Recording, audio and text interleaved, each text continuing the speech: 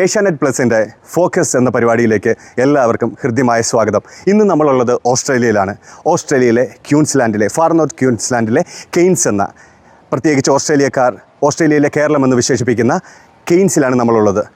നമ്മൾ പ്രത്യേകമായി ഇന്ന് കാണാൻ പോകുന്നത് ഒരു വിജയഗാഥയാണ്, ഒരു മലയാളിയുടെ വിജയഗാഥ.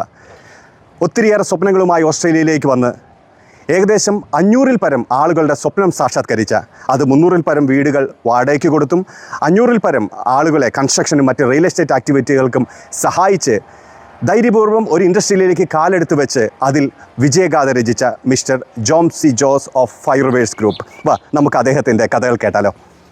Hi welcome Victor. Yes, thank you. അപ്പോൾ ഏഷ്യാനെറ്റിൻ്റെ ഫോക്കസ് പ്രോഗ്രാമിലേക്ക് ഹൃദ്യമായ സ്വാഗതം. Thank you. Mister Jom C Jose, അപ്പോൾ താങ്കളുടെ കഥകൾ അറിയാൻ തീർച്ചയായിട്ടും മലയാളി പ്രേക്ഷകർക്ക് താല്പര്യമുണ്ട്. താങ്കളെ തന്നെ ഒന്ന് പരിചയപ്പെടുത്താവോ? തീർച്ചയായും. ഓക്കെ. നാട്ടില് ഞാൻ അങ്കമാലി കിടങ്ങൂരിൽ നിന്നാണ് വരുന്നത്. ഓക്കെ.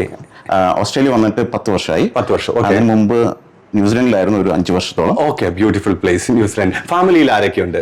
വൈഫ് കവിത, 2 കുട്ടികൾ, 5ാം ക്ലാസ്സിലും 6ലും പഠിക്കും. സ്കൂൾ ഗോയിങ് ആണ്. Very good. നമുക്കറിയാം, ന്യൂസിലൻഡിലേക്കോ ഓസ്ട്രേലിയയിലേക്കോ അല്ലെങ്കിൽ കാനഡയിലേക്കോ അയർലൻഡിലേക്കോ UK-യിലേക്കോ ഒക്കെ പ്രവാസികളായിട്ട് പോകുന്നവർ അല്ലെങ്കിൽ മൈഗ്രേറ്റ് ചെയ്യുന്നവർ, അവർ പ്രധാനമായിട്ട് നമുക്കറിയാം ഹെൽത്ത് കെയർ ഇൻഡസ്ട്രീസിൽ അല്ലെങ്കിൽ ഏതെങ്കിലും ജോലി, ഒരിക്കലും അവർ തൊഴിൽ ദാതാവായിട്ട് മാറുന്നത് അല്ലെങ്കിൽ ഒരു ബിസിനസ്സിലേക്ക് കാലെടുത്ത് വെച്ച് അതിനെ വിജയിപ്പിക്കുന്നവരുടെ എണ്ണം വളരെ കുറവാണ്.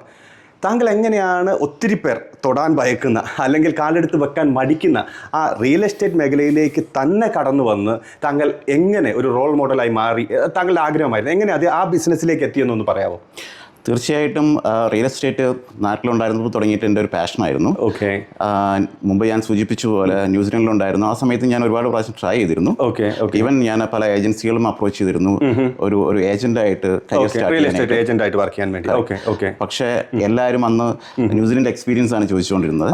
അതിനുശേഷം ഓസ്ട്രേലിയക്ക് മൂവ് ചെയ്തതിനു ശേഷം ഞാൻ ഇതിന്റെ കോഴ്സ് പഠിച്ച് അതിന്റെ രജിസ്ട്രേഷൻ എടുത്തു, ലൈസൻസ് എടുത്തു. അങ്ങനെ സ്വന്തമായിട്ട് ഏജൻസി, ഞാൻ ഒറ്റയ്ക്കല്ല, എൻ്റെ കൂടെ വേറെ 2 പാർട്ണേഴ്സ് കൂടി ഉണ്ട്.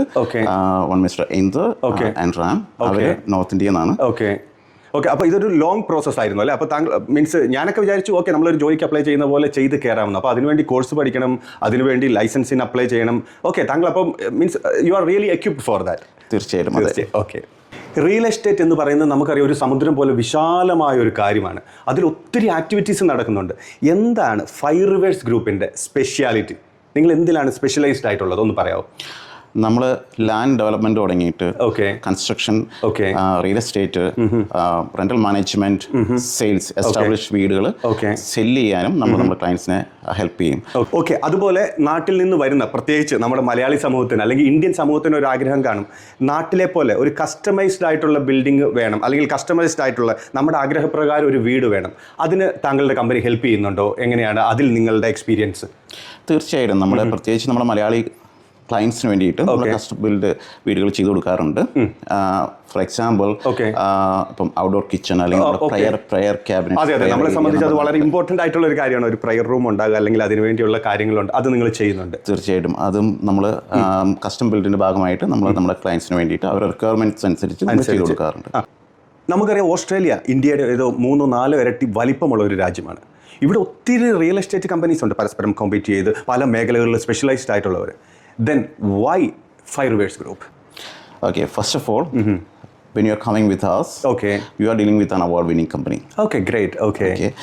Secondly, നിങ്ങളുടെ ലാൻഡ് പർച്ചേസ് മുതൽ കൺസ്ട്രക്ഷൻ, റിയൽ എസ്റ്റേറ്റ്, നിങ്ങളുടെ ഇൻവെസ്റ്റ്മെന്റ്, പ്രോപ്പർട്ടി മാനേജ്മെന്റ്, എല്ലാ കാര്യത്തിനും ഞങ്ങൾക്ക് എക്സ്പീരിയൻസ് ആയുള്ള ഒരു ടീമുണ്ട്. അപ്പോൾ നിങ്ങൾക്ക് പീസ്ഫുൾ ആയിട്ട് ഞങ്ങൾ അപ്രോച്ച് ചെയ്യാം. നിങ്ങളുടെ കൺസ്ട്രക്ഷൻ തുടങ്ങിയിട്ട് ഞാൻ മുമ്പ് മെൻഷൻ ചെയ്ത പോലെ നിങ്ങളുടെ ഇൻവെസ്റ്റ്മെന്റ് പ്രോപ്പർട്ടി സെല്ല് ചെയ്യുന്നവരെ ഞങ്ങളുടെ എക്സ്പീരിയൻസ് ടീം, എല്ലാം ഒരു കുടക്കീഴിൽ, എല്ലാം ഒരു എക്സ്പീരിയൻസ്ഡ് ടീമായിട്ട് നിങ്ങളെ കൊണ്ട് ചെയ്യാൻ പറ്റും. കറക്റ്റ്. Of course. ഈ കഴിഞ്ഞ വർഷങ്ങളിൽ ഏകദേശം എൻ്റെ അറിവ് ശരിയാണെങ്കിൽ ഒരു 500-ലധികം ആളുകളുടെ വീടെന്ന സ്വപ്നം യാഥാർത്ഥ്യമാക്കാൻ കൂടെ നിന്നവരാണ് നിങ്ങൾ ഫൈവ് റിവേഴ്സ് ഗ്രൂപ്പ്. നിങ്ങൾ ഫൈവ് റിവേഴ്സ് ഗ്രൂപ്പിന് അങ്ങനെ ഒരു സ്വപ്നമുണ്ടോ? എന്താണ് നിങ്ങളുടെ ഏറ്റവും വലിയ ആസ് എ ഗ്രൂപ്പ്, എന്താണ് നിങ്ങളുടെ ആ ഡ്രീം? ഞങ്ങളുടെ ഡ്രീം എന്ന് പറയുന്നത്, ഫൈവ് റിവേഴ്സ് ഗ്രൂപ്പിൻ്റെ ഡ്രീം എന്ന് പറയുന്നത്, എല്ലാവർക്കും അഫോർഡബിൾ ആയ ബ്രാൻഡ് ന്യൂ ഹൗസസ് പ്രൊവൈഡ് ചെയ്യുക എന്നുള്ളതാണ്. അതായത് നമ്മുടെ ഇപ്പോഴത്തെ ഒരു സിറ്റുവേഷൻ അനുസരിച്ച് ഒരു ഫാമിലിക്ക് ഒരു 700,000 ഒക്കെയാണ് മാക്സിമം പർച്ചേസിങ് പവർ ഉള്ളത്. അപ്പം അതിനുള്ളിൽ ഉള്ള ഒരു 4 bedroom ഹൗസ് നമ്മുടെ ക്വീൻസ്ലാൻഡിലുള്ള ആളുകൾക്ക് പണിത് വിൽക്കുക എന്നാണ് നമ്മുടെ മെയിൻ ആയിട്ടുള്ള ഡ്രീം. അതിന് വേണ്ടിയിട്ടുള്ള പല പ്രോജക്റ്റുകളും ഇപ്പോൾ പൈപ്പ് ലൈനിലാണ്. വരും വർഷങ്ങളിൽ അത് യാഥാർത്ഥ്യമാകുമെന്ന് കരുതുന്നു.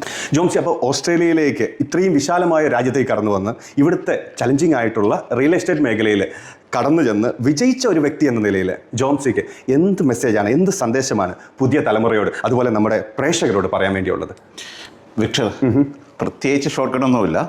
നമ്മൾ നമ്മുടെ കംഫർട്ട് സോണിൽ നിന്ന് പുറത്തു വരിക, work hard, stay focused on your goals. വിജയം ഒരു ദിവസം സുനിശ്ചിതമായിട്ട് സംഭവിച്ചിരിക്കും. അതായത് പരിശ്രമം ചെയ്യുക എന്തിനേയും വശത്തിലാക്കാൻ കഴിവുള്ളവണ്ണം ദീർഘങ്ങളാം കരങ്ങളെയും മനസ്സിനെയൊക്കെ ദൈവം നമുക്ക് തന്നിട്ടുണ്ടല്ലേ. അപ്പോൾ ഹാർഡ് വർക്ക്, സ്റ്റേ ഫോക്കസ്ഡ്, അതാണ് ഇദ്ദേഹത്തിൽ നിന്നും നമുക്ക് പഠിക്കാനുള്ളത്. പരിശ്രമിച്ചാൽ എന്തും നേടാൻ വേണ്ടി പറ്റും. താങ്കൾ പറഞ്ഞതുപോലെ താങ്കളുടെ സ്വപ്നം സാക്ഷാത്കരിക്കാൻ എല്ലാവിധ ആശംസകളും. So 5 Rivers, be blessed and thank you for this time. Thank you.